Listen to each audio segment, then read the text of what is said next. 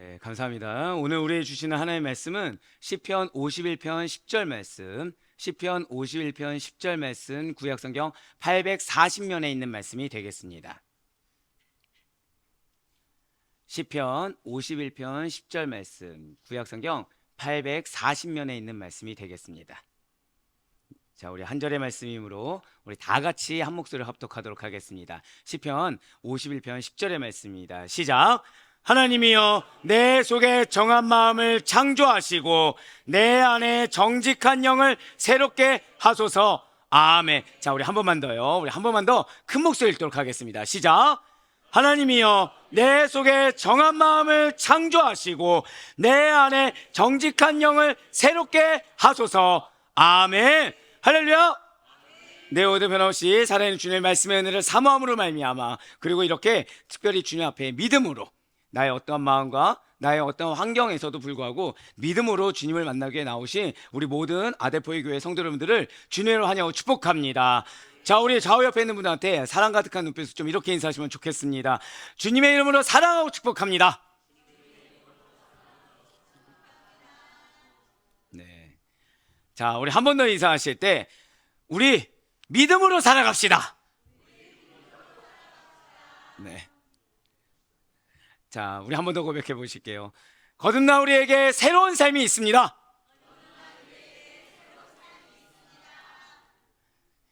어떻게 정말 새로운 삶을 살고 계십니까? 여기는 살고 여기도 사는데 여기 뭔가 연약하고 못 살고 있고 네, 아닙니다. 네, 그렇습니다. 진실로 우리는 예수님을 믿는 믿음으로 말미암아 몸과 마음이 내가 알든 내가 모르든 내가 느끼든 느끼지 못하든 새롭게 되었습니다. 영적으로 새롭게 거듭난 자가 여러분과 저라는 것이죠. 거룩한 하나님 나라의 백성이라는 것이 바로 여러분과 저의 정체성이 된다는 거예요. 자, 이렇게 우리가 거룩한 하나님 나라의 백성이 되기 위해서는 반드시 거듭남의 과정이 필요하다라고 이미 말씀을 드렸습니다. 이 거듭남, 우리에게 필요한 이 거듭남이 과연 누가 주도하시는 것입니까? 이 거듭남을 주도하시는 분이 과연 누구십니까? 저 따라 고백하실게요. 하나님. 네, 그렇습니다. 바로 하나님이시라는 거예요. 만약 하나님께서 우리들의 마음 가운데 거룩한 마음, 정결한 마음을 주시지 않는다고 한다면 여전히 우리들은 세상에 속한 자들로, 인간에 속한 자들로 살아가고 있을 것입니다. 하지만 저와 여러분은 그렇지 않다라는 거예요. 우리는 세상에 속한 자들과 다르다는 것이죠. 진실로 여러분과 저는 위로부터 난 자들입니다. 하늘로부터 난 자들이 여러분과 저라는 거예요. 그래야 우리의 소속은 이 땅이 아니라 하늘나라가 되었습니다. 세상이 아니라 하나님의 나라가 우리들의 소속이 된다는 것이죠. 진리로 말미암아 거룩해 된 자들이 여러분과 저라는 거예요. 그럼 우리들은 진리로 거룩하게 된 자들에게 합당하게 거룩을 추구하는 삶으로 변화되었어요. 즉, 세상에 속한 자들은 이게 죄인지 모릅니다. 이게 문제인지 모른다는 거예요. 근데 우리는 거룩을 추구하는 삶으로 나아가다 보니까 다른 사람들이 문제 삼지 않는 것을 문제가 된다고 여겨지기도 합니다. 다른 사람들은 당연하게 행하는 것을 마음의 거리낌을 느끼기도 한다는 것이죠. 왜요? 우리는 거룩을 추구하는 삶으로 변화됐기 때문에. 이 모든 일에 있어서 하나님께서는 우리에게 다른 것을 명하신 것이 아니에요. 우리 모든 죄인들의, 한 번 더 고백하실게요. 거듭남을 명하시고 계시다는 것이죠. 온전히 하나님만을 섬기는 삶을 살라라고 촉구하고 계시다는 것입니다. 거듭난 자는 무엇을 살아야 된다고요? 하나님만을 섬기는 삶, 하나님만을 향하는 삶, 하나님만을 따르는 삶을 반드시 살아야 되고 그렇게 살 수밖에 없다라는 거예요. 그래서 주님께서는 바로 오늘 이 시간에 하나님이라는 말씀의 제목으로 시편 51편 10절 말씀을 통해 거듭남에 있어서 이 하나님께서 대체 무슨 일을 하시는지, 그리고 하나님만 섬기는 거룩한 자들이 된다는 것이 무엇인지를 깨닫고 알며 그렇게 되기를 원하시고 계시다는 것이죠. 먼저 오늘 본문인 시편 51편 10절 말씀을 한번 보도록 하실게요. 하나님이여, 내 속에 정한 마음을 창조하시고 내 안에 정직한 영을 새롭게 하소서. 아멘. 지금 이 말씀의 구절은 초신자들조차 다윗 하면은 나오는 인물, 나오는 사건에 지금 그 중심에 놓인 다윗의 고백입니다. 지금 이 구절은요, 다윗이 범죄를 했어요. 범죄를 했는데 죄 용서함을 제발 받게 해달라고, 새로운 삶을 살게 해달라고 간구한 내용이라는 거죠. 네, 그렇습니다. 지금 다윗은 마음이 좋지가 않습니다. 단순히 마음이 좋지 않은 정도가 아니라 마음이 무겁습니다. 말씀을 봐도 말씀이 보이지가 않아요. 지금 실족해져 있습니다. 왕이에요.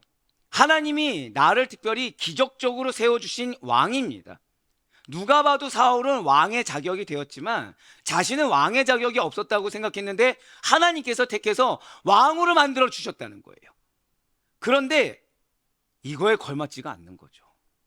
걸맞지 않는 행동과 걸맞지 않는 말들과 걸맞지 않은 마음가짐을 가진 겁니다. 그러다 보니 지금 다윗은 무거운 죄짐에 눌려 있어요. 무거운 죄짐에 눌려 있습니다. 은혜에 합당하지 않아요. 은혜를 받았으면 좋겠는데 지금 자신의 죄는 너무 크다는 거죠. 그리고 그런 하나님이 과연 나를 지켜봐 주실 것인가, 그런 하나님이 과연 나와 함께 하실 것인가에 대한 의문도 듭니다. 머릿속으로는 자꾸 왕으로서 갖고 있는, 세상의 왕으로서 갖고 있는 여러 가지 악한 생각들로 가득해요. 머리로는 정답을 압니다. 하지만 마음이 정욕에 휩싸여 있어요.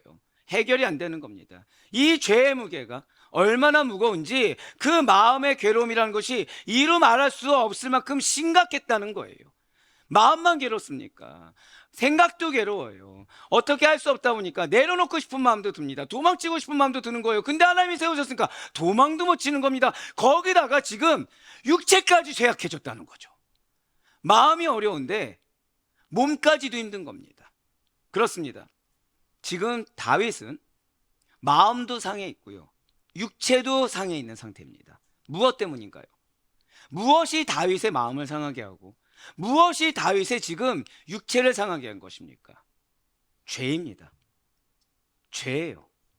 죄가 다윗이 품지 말아야 될 마음을 품게 하고, 죄가 다윗이 겪지 않아도 될 육체의 상황을 겪게 하며, 죄가 생각하지 않아도 될 것을 생각하게 하더라는 거죠. 이에 대해서 솔로몬은 우리들에게 이렇게 말을 하고 있습니다. 잠언 15장 13절의 말씀입니다. 마음의 즐거움은 얼굴을 빛나게 하여도 마음의 근심은 심령을 상하게 하느니라. 아멘. 우리의 심령을, 우리의 마음을 무엇이 상하게 한다고요? 절대 고백하실게요. 마음의 근심. 네, 맞아요. 마음의 근심이 우리의 심령을 상하게 한다는 거예요. 이해가 잘 안 되지 않습니까? 자, 여러분들 가운데, 자, 나는 이번 한 주간 근심이 좀 있었다, 마음의 어려움이 좀 있었다. 아, 감사해요. 저 혼자 들고 있으면 굉장히 더 마음이 어려질 뻔했는데, 예, 제가 이쪽 라인을 좀 많이 사랑합니다. 제가 이 정직한 자들의 영혼들, 이쪽 보고 해봐야지. 자, 이번 한 주간 마음에 근심이 있으셨습니까, 없으셨습니까? 예, 감사해요. 자, 예, 이쪽 묻지 말라고. 네네. 자, 어떻게 마음에 근심이 있으셨습니까, 없으셨습니까?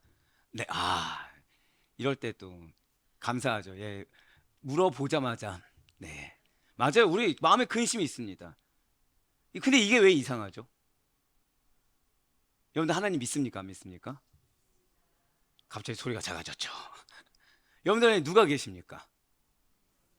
더 적어지죠, 지금. 정말 성령이 계십니까? 근심할 때 성령님의 임재하심이 느껴지십니까?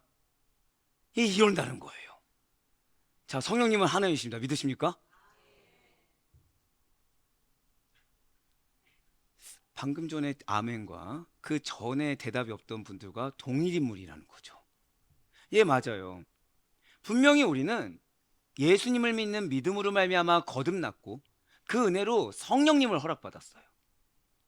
그런 우리들에게 지금 성령님께서 내주하고 계시고, 하나님과 동등되신 성령님께서 분명히 내주하고 계시고, 이 땅 가운데 우리의 모든 언행과 삶의 양식이라는 것이 헛된 것이 아니라 하나님 나라를 이루며 살아가고 있다는 것이죠. 하다못해 하나님 뭐라고 말씀하십니까? 너희가 인내하는 거 그 땀방울 하나조차 상급이 있다고 하지 않으십니까?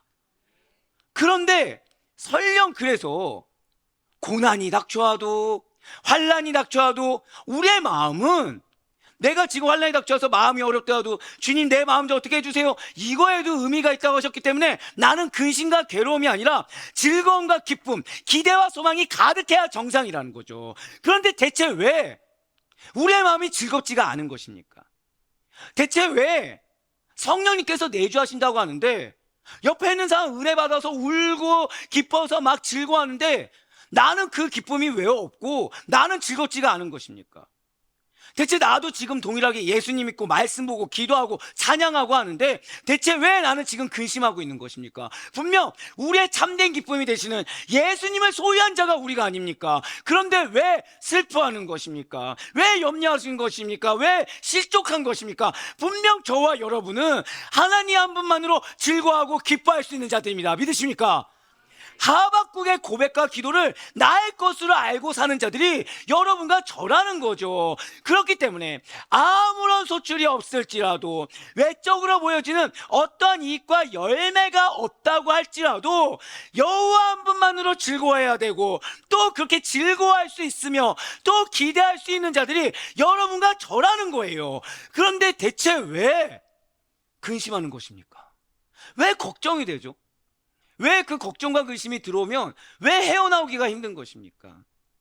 이 어려움이라는 것이 풀리기 전까지 왜 하나님 믿는데 이 하나님이 이 문제 해결에 대한 하나님으로 전락해져 있고 이 환경 가운데 새로운 길을 제시해주는 하나님으로 전락되어 있어서 그 하나님 한 분만으로 인한 기쁨이 나의 육신의 연약함 때문에, 관계의 어려움 때문에, 물질의 어려움 때문에, 또는 아직 일어나지 않는 일에 대한 염려와 걱정 때문에, 또는 그런 의도가 아닌 어떠한 액션들로 인한 상처 때문에 이 마음이 실족하고 왜 어려움이라는 것이 해소가 안 되는 것입니까? 진실로 하나님께서는 저와 여러분에게 거룩한 예수 그리스도의 의의 옷을 입혀주셨습니다. 이거는 내가 알든 모르든, 내가 느끼든 느끼지 않든 그 옷을 입었기 때문에 우린 이 자리에 앉아 있는 거고요. 그 의의 옷을 입었기 때문에, 자, 저를 따라 고백하실게요. 나는 천국에 갑니다. 예, 맞아요. 성경 지식을 알아서가 아닙니다. 뭐 어떤 기사를 많이 경험해서가 아니에요. 뭐 방언을, 아니요. 그냥 믿었기 때문에, 믿음으로 말미암아 거룩한 예수 그리스도의 의의 옷을 입었기 때문에 우린 천국에 간다는 거죠. 할렐루야. 예, 아멘. 왜 나오시죠? 믿기 때문에. 그렇기 때문에 우리는 그 사실 하나만으로 즐거워해야 된다는 거예요. 내가 아무리 여기서 눈물 흘리려고 하더라도 난 어디를 간다고요? 천국을 간다는 거죠. 난 아무리 고민 있고 걱정이 있어도 난 어디를 갑니까? 이 걱정 고민 영원합니까? 유한합니까? 유한해요. 그러니까 난 천국에 간다는 거죠. 궁극적으로. 그렇기 때문에 부르신 그곳에서 하나님 원하시는 삶을 살 수 있고, 이 모든 상황 가운데 나는 깨닫지 못해도 하나님의 섭리가 있으며 그 섭리는 나에게, 절대 고백하실게요, 반드시 선합니다. 네, 반드시 선하다는 것을 나는 믿기 때문에 즐거워하고 기뻐해야 돼요. 우리가 입은 옷은 죄악이 더덕더덕 붙어있는 더럽고 추한 옷이 아니라는 것이죠. 그 누구도 입혀줄 수 없는 구원의 옷, 승리의 옷을 입었습니다. 믿으십니까? 예, 그러니 성도라고 한다면 그 사실 하나만으로 즐거워서 외칠 수가 있어야 된다는 거예요. 그렇습니다. 진실로 우리들은 사실은 걱정에 매몰되는 자, 근심에 매몰되는 자, 그 어떠한 눈에 보이는 환경과 나의 감각과 나의 생각 때문에 하나님이 허락하신 은혜를 놓치는 자들이 아니라는 거예요. 지금 잠깐의 어떤 내 상황 가운데 있는 트러블 때문에 더 큰 은혜와 축복을 놓치는 자들이 우리가 아니라는 것이죠. 우리는 언제나 하나님께 노래해야 되고, 언제나 주님께서 켜신 구원의 등불과 구원의 반석을 향해 즐거이 외치는 자들이 될 수가 있어야 된다는 거예요. 그리고 이러한 찬양과 찬송은 비단 구원받은 여러분과 저만의 것은 아니라는 것이죠. 온 땅이, 만물이 여호와의 구원을 즐겁게 노래하고 찬송해야만 한다는 것입니다. 진실로 구원받은 자들, 의인으로 칭함받은 여러분과 저는 즐거워해야 된다는 거예요. 목사님, 내 마음이 어려운데 어떻게 즐거워합니까? 아니요, 죄송하지만 내 마음보다 더 큰 것은 구원입니다. 내 감정과 생각보다 더 큰 거, 이거는 의의 옷이라는 거예요. 그래서 다윗이 우리에게 이렇게 선포하고 있습니다. 바로 시편 32편 11절의 말씀입니다. 너희 의인들아 여호와를 기뻐하며 즐거워할지어다. 마음이 정직한 자 너희들아 다 즐거이 외칠지어다. 지금 이거는 부탁이 아닙니다. 이거는 가정령도 아니에요. 이거는 명령입니다. 지금 다윗은 선포하고 있어요. 지금 붉은색 앞절에 뭐라고 하고 있습니까? 너희 의인들아, 너희 하나님께서 택함 받아서 자격이 없는데 거룩한 선민 이스라엘로 부름받은 너희 의인들아, 예수 그리스도의 십자가 공로를 말미암아 구원받아 의인이라 칭함받은 너희 아들포인 모든 권속들아, 누구를 기뻐하라고요? 하나님을 기뻐하라. 누구를 즐거워하라고요? 하나님으로 즐거워하라.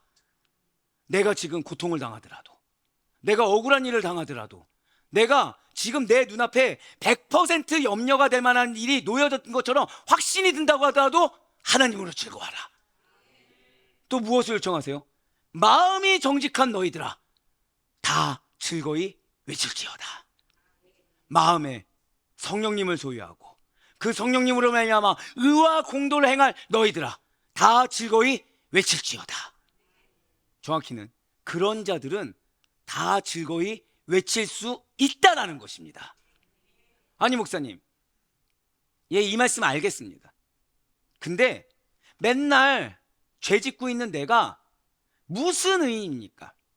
의인이라 칭하 얻었다고 하니까 그런가 보다 하는 거지, 내 마음, 내 생각, 그리고 때때로 나오는 내 언행, 내 행동은 의인이라고 하기에는 전혀 맞지 않습니다. 마음이 정직하다고요? 매번 거짓, 외식, 가면, 이게 판치는 것이 나의 오염된 마음인데, 겉으로 괜찮은 척하고 겉으로 아무렇지 않은 척하면서 가면 쓰고 움직이는 내 마음이 외식이고 거짓이 아니고 무엇이겠습니까? 사실 예, 맞아요. 겉으로 나 괜찮은 척하지만 내 마음은 의인은커녕 악인에 더 가깝습니다. 이러한 반문이 나올 수도 있겠죠. 기억하셔야 돼요. 이 중에 나는 사도 바울급의 믿음이 있다, 있으십니까? 없어요. 없습니다. 근데 그 위대한 사도 바울조차 사역을 하는데, 자, 하나님의 일을 하면 기쁨이 흘러넘칩니다. 믿으십니까? 벌써 몇 명만 아멘 나오죠. 사도 바울도 똑같았어요. 사역을 하면서 뭐라고 고백하죠? 내 마음이 공고하다는 거예요. 왜 우리 금요철의 기도회 때 듣지 않았습니까?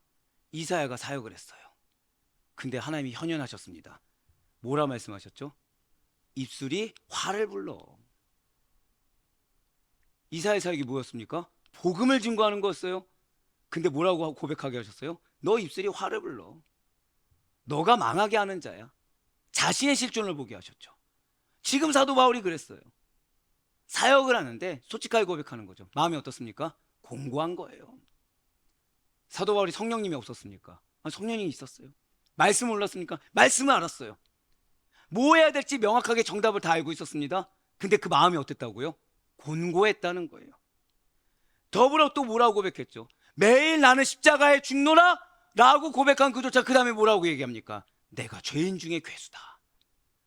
십자가에 못 박았다고 고백을 했는데 뭐만 나오는 거예요?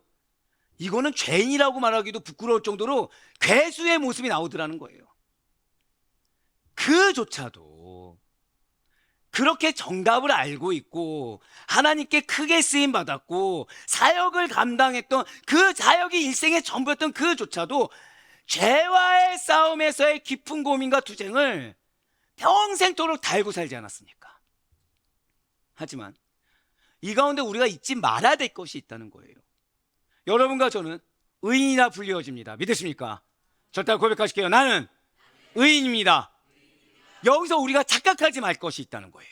우리가 이렇게 의인이라고 불려주고 내가 의인이라고 고백할 때 그것은 죄를 아예 짓지 않는 자라는 의미에서 말하고 있는 것이 아니라는 거예요. 나는 죄 짓지 않는 자가 아니라는 거죠. 진실로 의인은 죄를 짓지 않는 자가 아니라 자신이 죄를 지었다는 것을 깨달은 그 즉시 하나님의 자비하심과 하나님의 긍휼을 구하며, 자, 저따가 고백하실게요. 인정하고 정직하게 회개하는 자, 그 자가 의인인 거예요. 그래서 사단이 이걸 깨닫는 걸 싫은 거예요. 그러다 보니, 자, 나의 죄를 깨닫습니다. 무엇을 통해 깨닫죠? 그러니까 말씀을 접하면 나는 자격이 없는 거예요. 당연하겠죠. 말씀이 하나입니다. 믿으십니까? 그럼 내가 지금 말씀을 접했다는 건 누구 앞에 있는 건가요? 하나님 앞에 있는 거죠. 그래서 깨닫게 됩니다. 나의 실존을 여기서 개입을 하는 거예요.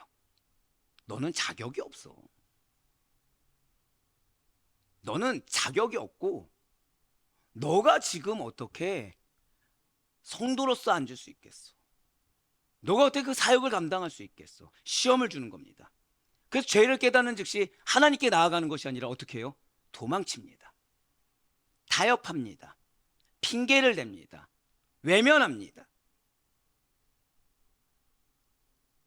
그런데 하나님은 그러라고 우리에게 깨닫게 하신 것이 아니라는 거죠.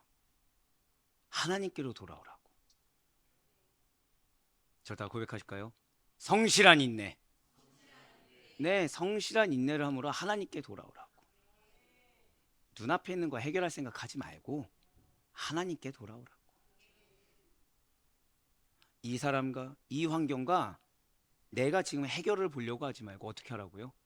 그 시간에 성실한 인내함으로 할 거 하면서 정직하게 회개하라고.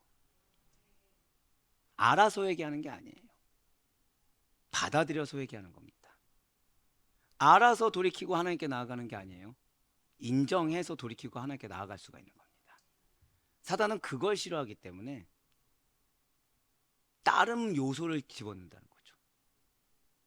그렇습니다. 지금 다윗이 죄의 용서함을 받아 새로운 삶을 살고자 간구한 이 회개의 기도가 하나님 앞에서 의인으로 인정받는 계기가 되었다는 거예요. 앞서 말씀드렸습니다. 지금 다윗의 상태는 어떤 상태였죠? 마음이 무거워요. 근데 이 무거운 마음에 뭐가 있었습니까? 그냥 단순히 죄짐으로 무거운 정도가 아니라 하나님이 왕으로 세우셨는데 지금 내가 어떻게 이 왕으로서 자격이 있어? 도망치고 싶은 겁니다. 부끄러운 거예요. 내려놓고 싶은 겁니다. 포기하고 싶은 거예요. 거기에 원망도 드는 겁니다. 분노가 일어나요. 감정이 복잡다단하게 얽히고 설켜 있다는 거죠. 그런데 그 상황 가운데 어떻게 했다고요? 인정하고 하나님 앞에 적극적으로 회개로 나갔어요. 도망친다고 새로운 삶이 없는 걸 안 거예요. 새로운 삶은 어디에 있습니까? 한 번 더 고백하실게요. 죄 용서와 나와 하나님 관계에서 죄 용서. 여기서 새로운 삶을 살게 된다는 거죠. 내가 이거 죄 용서함을 했을 때, 나단 선지자의 질책을 내가 들었을 때 내가 얼마나 체면이 떨어질 것인가, 내가 얼마나 자존감이 무너질 거, 이 미래에 아직 일어나지 않는 일에 대한 걱정이 아니라 지금 누구 앞에 있습니까? 하나님 앞에서. 하나님이 원하시는 모습으로 나아가는 거 아닌 이상은 내 인생에 올바른 해결이 안 된다는 걸 알고 있었던 것입니다. 그런데 이 회개의 기도가 하나님께 인정받는 계기가 되더라는 거죠. 이 회개의 기도가 하나님 앞에 의인으로 다시 한번 더 쓰임받는 계기가 된다는 것입니다. 분명 다윗이 범한 죄는 중범죄예요. 율법이 하지 말라고 한 것을 아예 대놓고 어겼습니다. 거기서 끝났나요? 부하의 아내 밧세바를 범하는 것에서 끝나지 않았습니다. 거기서 죄를 더했어요. 이것을 은폐하기 위해 밧세바의 남편은 아예 전쟁터로 몰아넣어서 계획적으로 일부러 죽게 만들었습니다. 그러니 다윗은 씻을 수 없는 죄를 지은 게 맞아요. 왕의 자리가 웬 말입니까? 율법을 어겼으니까 내쫓겨야죠. 사형을 당해야죠. 그런데 이 씻을 수 없을 것만 같은 이 죄악으로 인해서 그의 마음은 전쟁터가 되어버렸습니다. 죄악으로 인해 마음이 어떻다고요? 전쟁터가 되었다는 거예요. 다윗은 여러 가지 마음이 듭니다. 누구 때문에? 내 이 위치 때문에. 내가 이 위치만 아니어도 이게 그렇게 드러나지 않았을 텐데 왜 하필 저 여자는 다른 이의 아내여가지고 왜 지금 이 나단은 나한테 와서, 여러 가지 마음이 듭니다. 거기에 더해서 근데 율법을 어긴 건 난데 이건 내 잘못 아닌가? 나의 위치에서 근데 내가 이걸 회개하면은 이후에 내가 왕권을 통치하는데 뭔가 문제가 있지 않나? 여러 가지 생각이 복잡다단하게 들어요. 마음이 어떻다고요? 전쟁터가 됐습니다. 근심에 깊이 빠졌어요. 괴롭다 보니까 잠조차 못 들 때가 많습니다. 때로는 분노 때문에 잠을 못 잡니다. 때로는 낙심 때문에 잠도 못 잡니다. 내 마음이 내 마음이 아닌 거예요. 핑계를 댈 수가 없어요. 왜요? 이 전쟁터가 도망친다고 해서 해결되지 않거든요. 이 전쟁터가 내가 생각한 정답대로 나아간다고 해서 해결되지 않거든요. 저따 고백하실게요. 정답은 오직 하나님께. 네, 그렇습니다. 정답은 오직 하나님께 있다는 거예요. 그런데 그 하나님께서 무엇을 원하시는 것입니까? 지금 그 하나님께서 왜 다윗으로 하여금 죄악을 깨닫게 하신 것입니까? 지금 하나님께서 왜 다윗으로 하여금 다윗의 실존을 보게 하신 것입니까? 사랑하는 우리 성도 여러분들, 잊지 마시길 바라요. 우리의 죄악된 욕심으로 인해서 하나님께서 허락하신 그 이상을 탐닉하고 추구하는 것이, 그것이 곧 우상숭배요, 하나님에 대한 불순종이며 하나님의 뜻을 거스르는 대적이란 사실을 반드시 기억하시길 바라요. 하나님이 당하라고 하면 당하는 게 맞는 겁니다. 하나님이 무시당하고 실망하고 그것이 너의 지금 현재 길이야, 그럼 그 길이 맞다는 거예요. 고난이 길이야, 고난이 은혜인 것입니다. 상급이 길이야, 상급이 당연히 은혜겠죠. 분명 사단은요, 여러분들의 마음을 전쟁터로 만들기에 혈안이 되어 있습니다. 어떻게요? 시시각각으로 우리들의 모든 생명의 원천인, 자, 절대 크게 고백하실게요. 나의 마음에 잊지 마세요. 사단은 시시각각으로, 솔직히 다른 표현이 있으면 더 세밀하게 쪼개서 말씀드리고 싶을 정도예요. 매초라고 말하기도 너무 부족함이 있습니다. 시시각각으로 우리의 모든 생명의 원천이 어디 있다고요? 마음에. 이 마음에 악영향을 주어서, 절대 고백하실까요? 근심과 괴로움으로. 맞습니다. 그걸로 자극을 주는 거예요. 전쟁터의 시작이 무엇이라고요? 근심으로, 괴로움으로 자극을 준다는 거죠. 여러 가지 우리가 느끼는 감정은 다양할 수 있어요. 불평, 불만, 자존감이 떨어지는 일, 낙담하는 일, 실족하는 일. 근데 그 가장 기저에 뭐가 있다고요? 근심, 괴로움.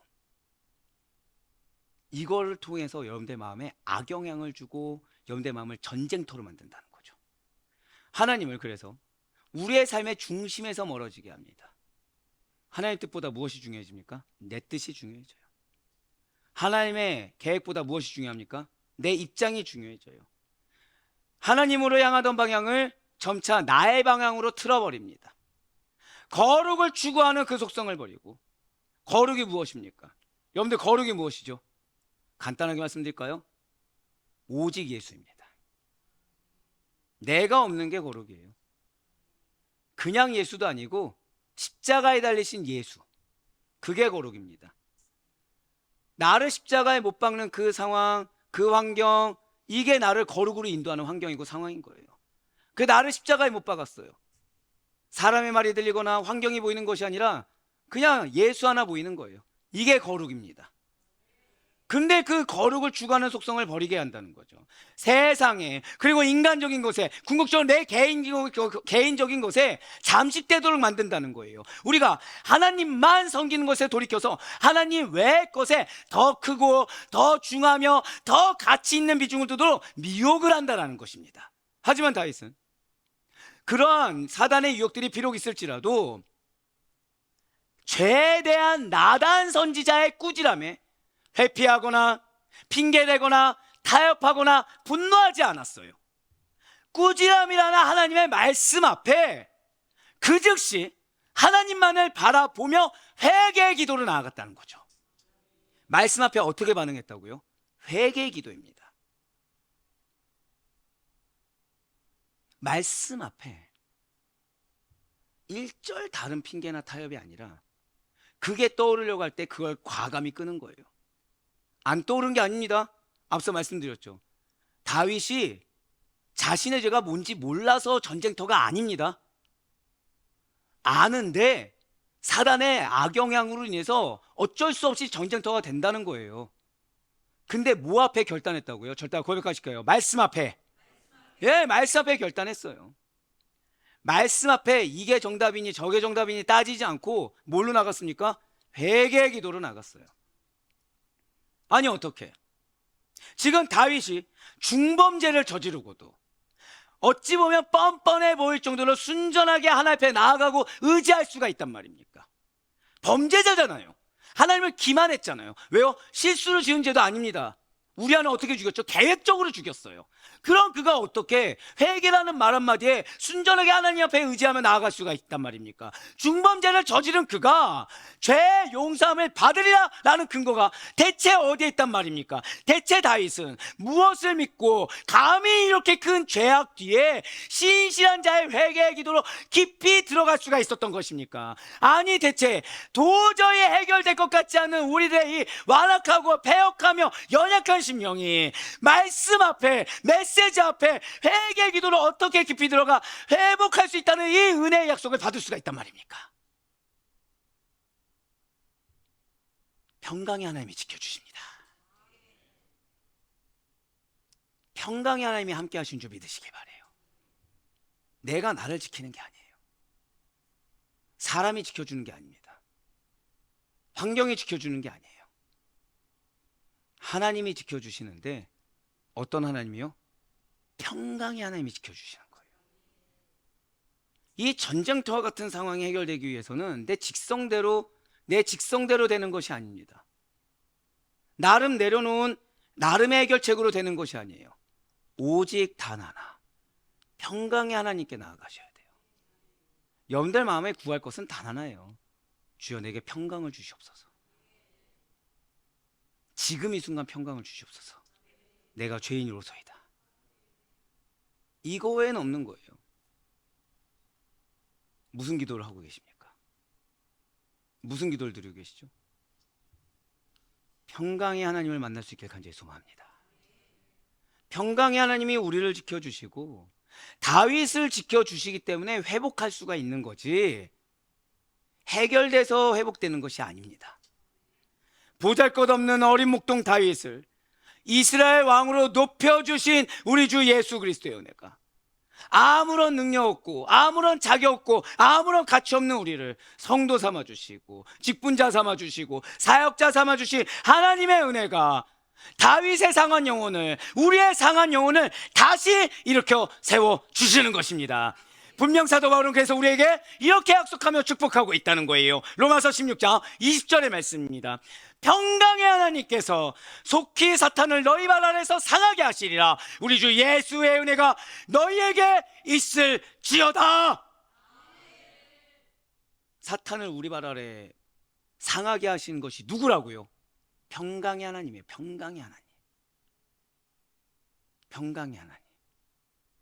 진실로 평강의 하나님께서 예수 그리스도의 십자가로 말미암아 사단을 꺾으시고 죄와 사망을 이기셨다는 이 사실을 반드시 믿으시길 바래요. 그리스도께서 십자가에서 죽으시고 다시 살아나신 부활이 죄로 죽을 수밖에 없는 모든 죄인들에게 산소망이 된 것입니다. 십자가가 산소망이 되었어요. 십자가에 못 박혀 본이 되신 그분이 산소망이 되셨습니다.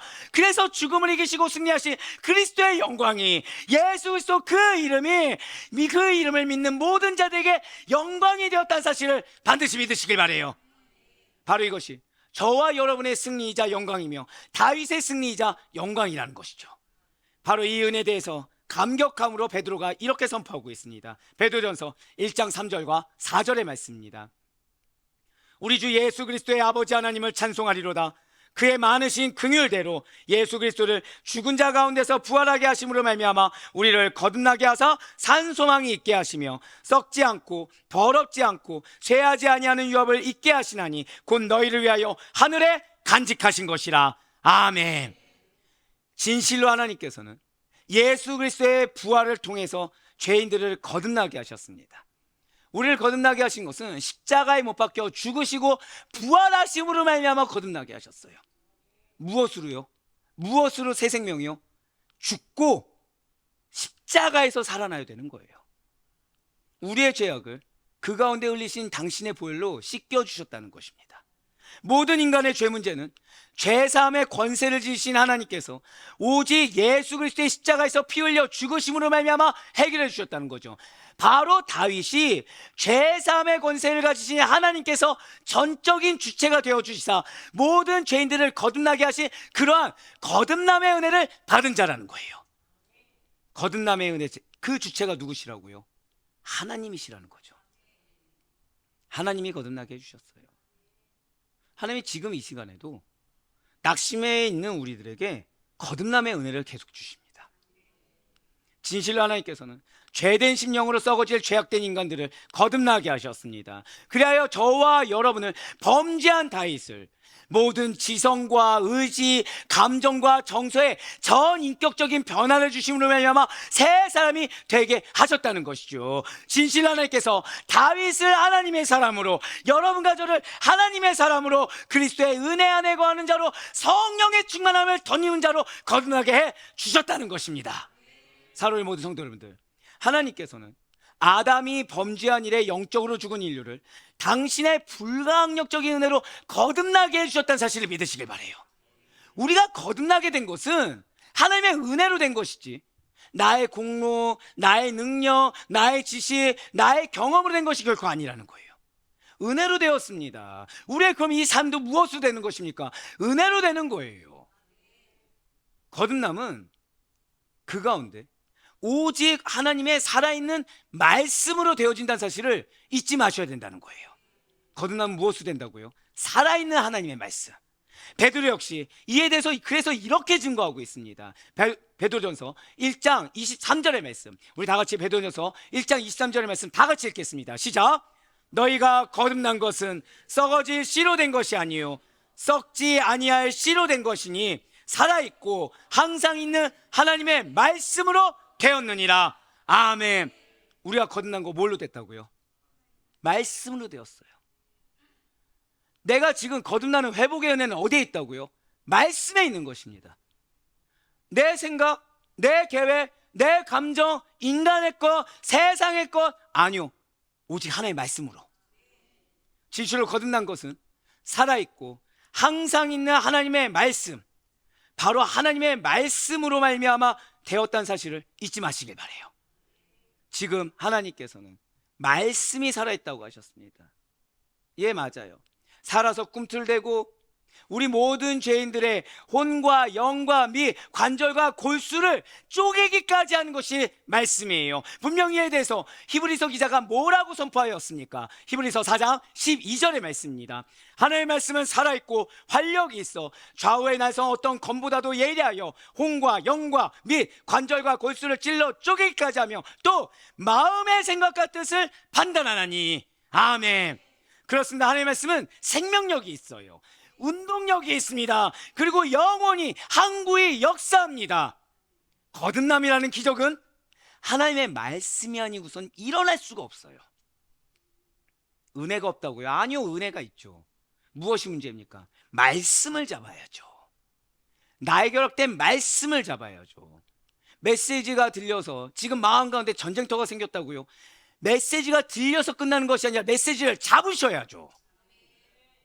잡았다는 반응이 무엇이라고요? 회개하셔야죠. 왜 들렸겠습니까? 회개하라는 거예요. 회개하면 해결됩니다. 회개하면 회복되어져요.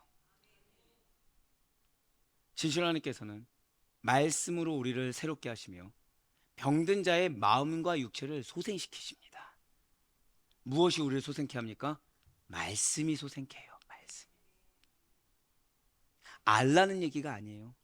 받아들이라는 얘기입니다. 깨닫게 하셨다고요? 그 깨달음을 가지고 하나님께 나아가시란 얘기예요. 진실 하나님께서는 천지만물을 지으셨어요. 무엇으로 지으셨습니까?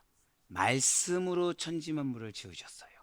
오직 하나님 한 분만이, 오직 그분의 말씀만이 죄로 죽었던 우리의 본성과 죄에 굴복하고 죄에 이끌리는 우리의 마음을 전혀 다른 생명으로 새롭게 하신다는 것이죠. 한번 오늘 본문 시편 51편 10절 말씀을 다시 한번 더 보시길 바라요. 하나님이여 내 속에 정한 마음을 창조하시고 내 안에 정직한 영을 새롭게 하소서. 지금 다윗은 죄로 물든 상한 자신의 마음을, 정결하지 못한 자신의 마음을 어떻게 해달라고요? 새롭게 해달라, 즉 새롭게 창조해달라고 지금 간청하고 있습니다. 자, 창조는 누구의 영역입니까? 정확히 무에서 유로 새롭게 하는 창조는 누구의 영역입니까? 하나님이시라는 거예요. 이에 대해서 창세기 1장 1절이 분명히 우리에게 무엇이라고 기록했나요? 우리 창세기 1장 1절 함께 읽겠습니다. 시작. 태초에 하나님이 천지를 창조하시니. 아멘. 누가 창조하셨어요? 지금 누가 창조하셨다 나왔죠? 하나님이 창조하셨어요. 창세기 1장 1절은 우리 교회학교 친구들도 아는 구절입니다. 근데 거기에 핵심이 나와 있죠. 누가 창조하셨습니까? 하나님이 창조하셨다는 거예요. 이렇게 하나님께서 천지를 창조하셨어요.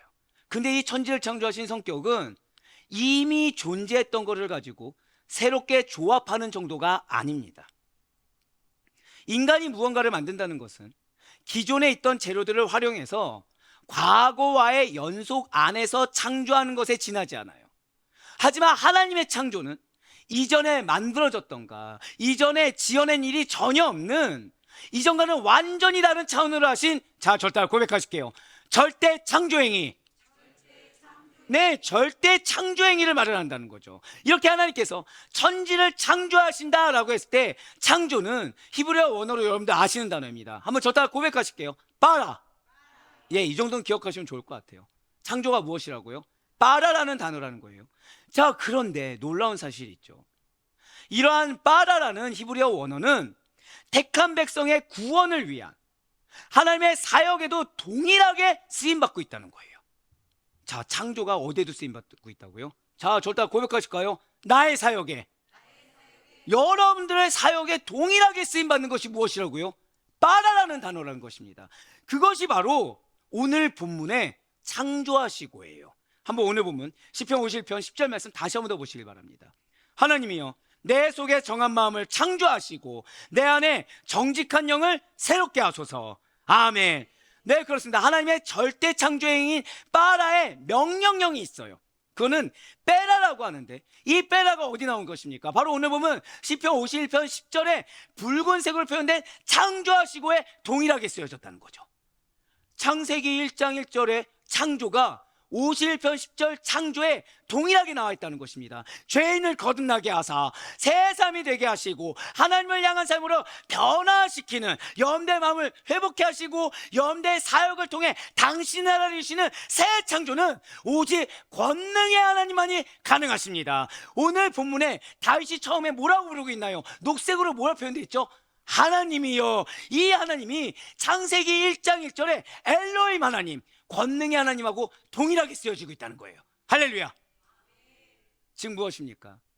천지 만물을 창조하신 권능의 엘로힘, 바로 그 하나님만이 죄인을 거듭나게 하시는 유일한 분이시고 여러분들의 마음의 회복을 주시는 유일한 분이시며 여러분들의 사역 가운데 역사하시는 유일한 분이라는 사실을 반드시 믿으시기 바랍니다. 여러분들 가운데 고난이 있습니까? 괴로움이 있습니까? 실족이 있습니까? 트러블이 있습니까? 어려움이 있습니까? 누가 필요하죠? 이 하나님이 필요하시다는 거예요. 무엇이 필요합니까? 절대 고백하실게요. 빠라. 그 창조가 필요한 거예요. 그래서 판단하시면 안 돼요. 그래서 내가 결정하면 안 돼요. 왜죠? 그 영역은 무에서 유를 창조하시는 하나님이 아니고선 해결이 안 됩니다. 사람이 변합니까? 안 변합니까? 그쵸? 머리로는 답이 뭐예요? 변합니다. 근데 내 마음은 어때요? 죽어라고 안 변합니다. 예, 안 변하죠. 안 변하죠. 한 번 속 썩인 사람 두 번 썩일까요? 안 썩일까요? 여러분들 자녀 생각해 보세요. 아, 자녀라고 하면 또 다 좋게 보시죠. 배우자를 한번 생각해 보세요. 웃음이 커졌네요. 변합니까? 안 변합니까? 왠지 그분의 아내에게 묻고 싶네요. 네. 자, 믿음으로 고백하셨어요. 지금 이 변한다의 기준은 뭐죠? 빠라. 네. 사실은 안 변한다지만 무엇이 변하게 하는 것입니까? 하나님께서 역사하사 변화시키는 거예요. 그 통로가 누구입니까? 절대 고백하실까요? 나의 회개. 예, 나의 회개예요. 붙여준 영혼을 영혼으로 보지 못하고 붙여준 상황을 하나님의 섭리로 보지 못한 나의 믿음 없음이 회개인 것입니다. 하나님보다 내가 앞서갔던 나의 교만이 회개라는 거죠. 그런데 그걸 통해 빠라가 이루어진다는 거예요. 그걸 통해 빠라가 이루어진다는 거죠. 아니 목사님, 근데 지나온 세월 동안 한 번도 경험한 적이 없습니다. 지나온 세월 동안 한 번도 믿음이 전부가 된 적이 없었겠죠. 지나온 세월 동안 한 번도 하나님이 전부가 된 적이 없었기 때문이겠죠. 그 마음이 들 때 누구를 바라보라? 나와 하나님을 바라보셔야 돼요. 사단은 우리의 희생을 바라보게 합니다. 우리의 피해를 바라보게 하고, 우리의 슬픔을 바라보게 합니다. 우리의 낙심을 바라보게 하고, 우리의 억울함을 바라보게 해요. 근데 하나님은 누구만 바라보라? 하나님만 바라보가. 그런 나를 통해 역사하길 원하신다는 사실을 잊지 마시길 바래요. 그렇습니다. 천지 만물을 창조하신 권능의 엘로힘 하나님만이 거듭나게 하시고 당신의 사역을 이루시며 회복해 하시는 유일한 분이라는 사실을 반드시 믿으시길 바랍니다. 그렇습니다. 성경은 지금 창조 사역과 구원 사역을 본질적으로 동일하게 보고 있다는 거예요. 바로 이것입니다, 여러분. 여러분들의 사역은 중요합니다. 여러분들의 사역은 영혼의 무게가 달려 있어요. 여러분들의 사역은 하나의 나라의 달성이 달려 있습니다. 여러분들이 그게 가치 있고 중요하기 때문에, 목사님 나는 근데 지식도 없고 경험도 없고 잘 모르고 난 항상 연약한데요. 중요하지 않아요. 누가 택하셨죠? 하나님이 택하셨거든요. 그래서 연약한 종에게 비전을 갖게 하셨고, 여러분들 가까이 가정마다 말씀을 선포하게 하셨고, 그거 가지고 계속해서 기도하게 하셨고, 그 가운데 소망을 품게 하셨거든요. 누가 품게 하셨습니까? 하나님 품게 하셨거든요. 왜요? 절대 고백하실 거예요. 나는 중요합니다. 네, 중요하기 때문이에요. 여러분들 통해 영혼이 회복됩니다. 여러분들 통해 하나님 나라가 이루어진다는 거예요. 그런데 그것이 무슨 사역과 동일하다고요? 창조 사역과 구원 사역이 동일하다는 거예요. 진실로 우리의 거듭남은 죄로 죽는 것이 정해져 있고 아무런 회생 가능성이 없어 보이는 절망의 상태에서 오직 무에서 유를 있게 하신 하나님의 능력과 그분의 은혜로 완전히 새롭게 된 하나님의 재창조 사역이었다는 사실을 잊지 마시길 바라요. 그리고 이런 하나님의 재창조 사역은 여러분들을 통해 지금도 펼쳐지고 있다는 사실을 잊지 마시길 바라겠습니다. 하나님, 나의 마음을 새롭게 하여 주시옵소서. 하나님, 나의 마음에 회복을 명하여 주시옵소서. 그렇기 때문에 이러한 다윗의 간구는, 그렇기 때문에 이러한 여러분들의 믿음의 고백은 결코 다윗만의 것이 아니에요. 결코 우리만의 것이 아닌 것입니다. 밧세바를 범하고 우리아를 죽인, 했던 죄를 또 짓고 여전히 변치 않는 그런 우리의 마음에만, 그러한 다윗의 마음에만 새로운 마음의 창조가 필요한 것이 아니다라는 것이죠. 모든 인류의 첫사람인 아담이 에덴 동산에서 하나님께서 금하신 선악과를 먹었습니다. 그로 말미암아 범죄한 이후에 아담이 전가한 죄성을 안고 죄악 중에 태어난, 저따 고백하실게요. 모든 사람에게는, 잘 기억하세요, 정한 마음이 창조되는 역사가 필요하다는 거예요. 무엇이 창조되어야 된다고요? 정한 마음이 창조되어야 된다는 거죠. 여러분들의 마음을 어렵게 하는 사람이 있습니까? 이거예요. 정한 마음을 허락하여 주시옵소서. 저 영혼이 뭐 깨닫게 하여 주시옵소서, 이렇게 좀 징계받, 이게 아니라 그들의 마음에, 우리의 마음에 무엇이 필요하다고요? 정한 마음이 필요하다는 것입니다. 그럼 이러한 정한 마음이 어떤 마음입니까? 무언가 결정하는 마음? 무언가 결단한 마음? 아니에요. 아닙니다. 정결하고 깨끗한 마음, 죄로 물들거나 오염되지 않는 마음이 정한 마음입니다. 하나님 없이 스스로의 힘으로 살 수 있다고 믿는, 하나님 말씀하지 않았는데 스스로가 결정하고 판단 지어버리는, 하나님이 지시하지 않고 하나님이 음성 주지 않았는데 내가 인간적으로 세상적으로 결정해버리는 교만을 벗어버린 마음이에요. 진실로 정한 마음은 죄된 본성을 죽이고 오직 하나님 한 분께 온전히 순종하는 마음입니다. 정한 마음은 그리스도의 보혈로 깨끗하게 씻겨진 마음이에요. 성령의 다스리심과 성령의 충만함으로 지배를 받는 깨끗하고 순결한 마음이 바로 정한 마음이라는 거죠. 한번 오늘 본문 말씀 다시 한번 더 보시기 바랍니다. 하나님이여, 내 속에 정한 마음을 창조하시고 내 안에 정직한 영을 새롭게 하소서. 아멘. 지금 다윗이 제발 새로운 삶을 살기를, 제발 새로워지길 바라는 간구의 첫 번째가 무엇입니까? 지금 붉은색으로 표현된 정한 마음의 새 창조라는 거예요. 이전에 내가 갖고 있는 마음이 그냥 단순히 좀 봉해지고 봉합되어지는 그게 아니라 이 마음이 아예 갈아 없어져서 아예 없어지고, 임동현이란 사람의 마음이 아예 없어지고 아예 새로운 마음, 새 창조의 마음이라는 거죠. 그 다음으로 녹색으로 표현된 지금 정직한 영을 두 번째로 강구하고 있다는 거예요. 이러한 정직한 영은 무엇을 뜻하는 것입니까? 여기서의 정직한 영은 안정된, 견고한, 고정된 바로 그런 의미라는 거죠. 즉 정직한 영은 절대 고백하실게요. 안정된 마음, 견고한 마음, 바로 그거예요. 흔들림이 없는 마음입니다. 전쟁터가 있다도 하나님 한 분만으로 그냥 평안해지는 것. 주여 나에게 정한 마음을 주시옵소서. 주여 나에게 정직한 영을 주시옵소서. 이게 우리의 기도가 되어야 된다는 거예요. 즉 앞에 있는 정한 마음, 즉 깨끗한 마음을 계속해서 흔들림 없이 굳건하게 안정적으로 평강 가운데 지키고자 하는 마음이 정직한 영이라는 거죠. 진실로 다윗은 깨끗하게 된 마음이 제발 계속 유지될 수 있도록, 왜일까요? 은혜를 항상 경험했어요. 하나님의 역사를 경험했어요. 근데 매번 언제 그랬냐는 듯이 또 죄를 짓고, 또 마음이 전쟁터고, 또 염려하고, 또 걱정하고, 또 의심하고, 다시 말씀드리면 또 회개하고 하나님의 은혜 받아서 풍성하고, 지긋지긋한 겁니다. 이제는 제발 그 깨끗하게 된 마음이 유지되길 원하는 거예요. 이제 제발 흔들리지 않았으면 좋겠는 거예요. 어떠한 상황과 유혹에도 변함이 없도록, 환경이나 다른 사람의 말에 흔들림 없이 계속 그저 단 하나, 거룩하게 살고 싶은 바람을 전능하신 하나님께 회개와 간구로 드러낸 것입니다. 신실하게 거룩하게 살게 하소서. 다윗의 간구라는 거예요. 주여 제발 거룩하게 살게 하여 주시옵소서. 제발 거룩하게 살게 하여 주시옵소서.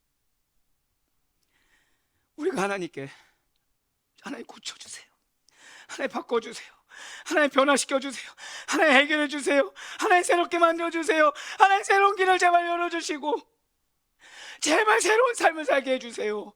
그렇게 간구를 드릴 때 제발 우리의 그러한 간구와 간청은 일회성이 되어서는 안 됩니다. 언제까지 전쟁터를 경험해야 됩니까? 언제까지 이전에 흔들렸던 마음이 또다시 흔들려야 되고, 언제까지 이전에 완악했던 마음이 또 완악해져야 되고, 언제까지 이전에 그 답답하고 배역했던 마음, 단단한 돌과 같은 마음이 또 지금도 돌과 같아져야 되는 것입니까? 지금 다윗은 밥세바에 대한 간음과 우리아를 살인한 죄에 대한 징벌과 그 죄로 받게 된 수치스러운 만을 면하고자 회개하고 간구한 것이 결코 아니에요. 일회용 반창고로 잠시 그 상처와 고통과 부끄러움을 감추고자 한 다윗이 결코 아니었다는 것이죠. 분명 사도 바울은 우리에게 이렇게 권면하였습니다. 고린도전서 8장 12절 말씀 보도록 하실게요. 이같이 너희가 형제에게 죄를 지어 그 약한 양심을 상하게 하는 것이 곧 그리스도에게 죄를 짓는 것이니라. 아멘. 지금 형제가 죄를 지은 거예요. 그랬더니 그 형제가 내 마음을 어렵게 했다고, 나를 힘들게 했다고 동일하게 죄를 지은 거죠. 사도 바울이 뭐라고 합니까? 붙여준 영혼이 양심이 어떻다고요? 약하다는 거예요. 약하기 때문에 너에게 상처를 준다는 거예요. 근데 그 자를 똑같이 상하게, 마음을 상하게 하는 게 누구에게 죄를 짓는 거라고요? 그리스도에게 죄를 짓는 거라는 거예요. 만약 우리가 누군가에게 죄를 지어 상대방을 실족하게 하고 상대방의 그 마음을 상하게 하는 일이 있다고 한다면, 어떠한 이유든 어떠한 핑계든 그것은 바로 그 영혼을 위해 대신 죽어주신 예수 그리스도를 모욕하는 것입니다. 믿음의 형제들, 믿음의 자매들, 믿음의 지체들 안에 누가 계시는 것입니까? 그들 모두가 예수님을 주로 모시고 살아가는 자들이 아닙니까? 그리스도와 연합한 자들이 바로 우리의 믿음의 지체들이라는 거예요. 아니 목사님, 나도 예수님 모시는데 나도 상처받았습니다. 근데 지금 중요한 건 이 말씀, 깨달음을 누구에게 주셨죠? 지금 나에게 주셨어요. 왜죠? 이미 품을 수 있는 마음을 주셨습니다. 이미 그들의 영혼을 변화시킬 수 있는 마음과 은혜를 허락해 주셨기 때문에 말씀을 먼저 주셨다는 거예요. 그렇기 때문에 그들에게 죄를 짓는 일이라는 것은 예수님께 죄 짓는 것과 동일해요. 진실로 예수님께서는 우리에게 이렇게 말씀하셨습니다. 마태복음 25장 40절의 말씀이에요. 임금이 대답하여 이르되 내가 진실로 너희에게 이르노니 너희가 여기 내 형제 중에 지극히 작은 자 하나에게 한 것이 곧 내게 한 것이니라 하시고 아멘. 그렇습니다. 어떠한 이유가 됐든지 간에 다른 영혼에게 죄 지는 것이 혹은 그들에게 선을 베푸는 것이 모두 다 그리스도께 한 일이 돼요. 무엇을 하시겠습니까? 죄를 짓겠습니까? 선을 베풀겠습니까? 예수님의 인정이 중요합니까? 내 마음이 중요합니까? 우리는 하나님이 제일 중요한 자들 아닙니까? 우리 예수님께 빚진 자들이 아닙니까? 그럼 내 마음보다 무엇이 더 중요하나요? 하나님 말씀에 순종하는 게 가장 중요하다는 거예요.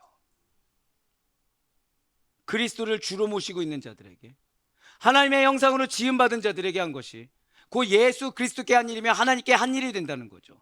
그래서 다윗은 밧세바와 우리아에게 저지른 죄악에서만 돌이켜서 새 사람이 되는 일에 국한되어 회개하고 간구하는 것이 아니라는 거예요.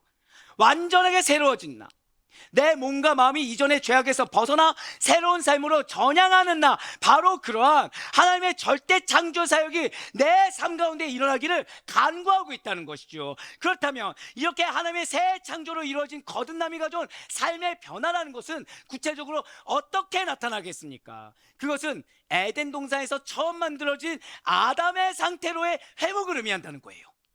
우리가 그리스도의 장성한 분량까지 거룩하게 성장하고 거룩하게 성숙되어져서 하나님의 형상을 회복한 상태까지 나아가는 것을 뜻한다는 거죠. 거듭남이 무엇이라 말씀드렸습니까?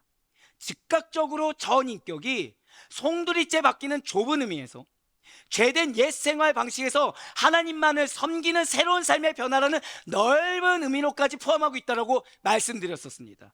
그렇기 때문에 바로 지금 다윗이 새로워지길 바라는 차원은 에덴 동산에서 아담이 범죄하기 이전에 하나님만을 섬겼던 삶의 방식인 거예요. 왜 나에겐 이거 하지 말라고 했지? 왜 나는 이것만 누릴 수 있지? 이것이 아니라 범죄 전에는 자족했거든요. 범죄 전에는 감사했거든요. 범죄 전에는 기뻐하고 즐거워하며 누렸거든요. 그걸 회복하시길 바라요.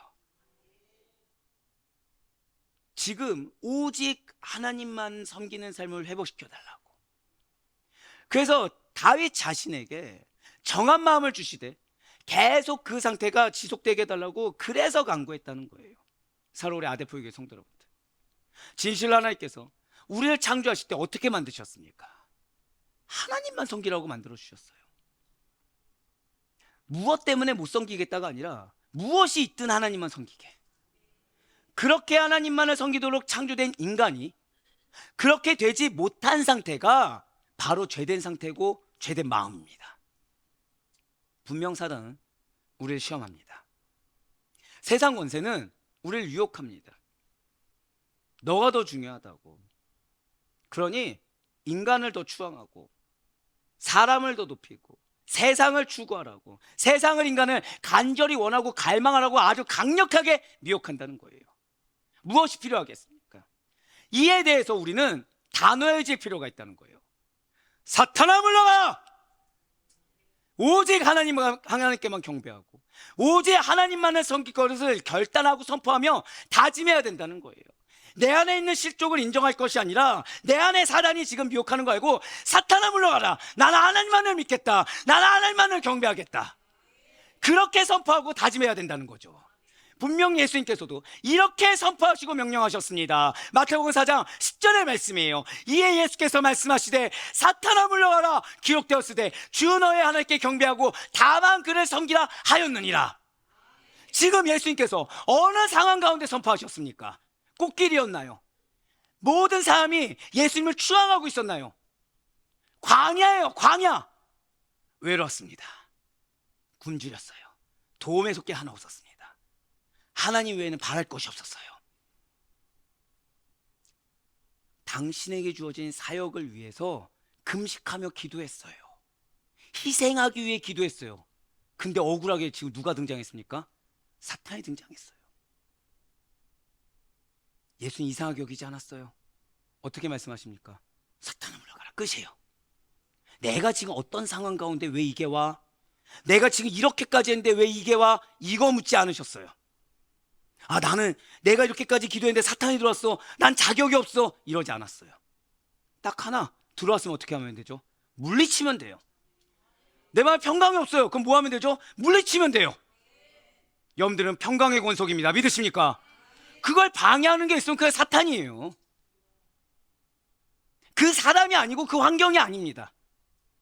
사탄이 그렇게 보게 하는 거죠. 사탄이 그렇게 생각하게 하는 거죠. 그럼 우리 뭐 하면 됩니까? 사탄아 물러가라. 뭐 하면 됩니까? 하나님께만 경배하면 돼요. 하나님만 섬기면 돼요. 그러니 세상과 땅의 것을, 인간의 것을 인정하거나 추구하거나 갈망하지 마시길 바래요. 무슨 이유가 되었든지 간에 그것들은 썩어질 것에 불과합니다. 세상과 땅을 붙들고 있는 사단의 세력에 잠식되어서는 안 돼요.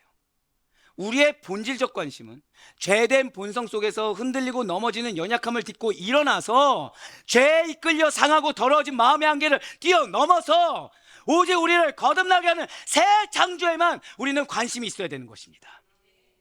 거기에 소망을 둬야 돼요. 내가 기대조차 할 수 없고 내가 꿈꿀 수조차 없는 그 새 창조가 무엇인지 기대하고 소망을 가질 수 있어야 된다는 거죠. 하나님의 용서함을 받아 내가 먼저 새로운 삶으로 나아가야 된다는 것입니다. 그래야 우리 모든 성도님들은 권능의 엘로힘 하나님만이 할 수 있는 거듭남의 은혜 안에 푹 잠길 수 있길 간절히 소망합니다.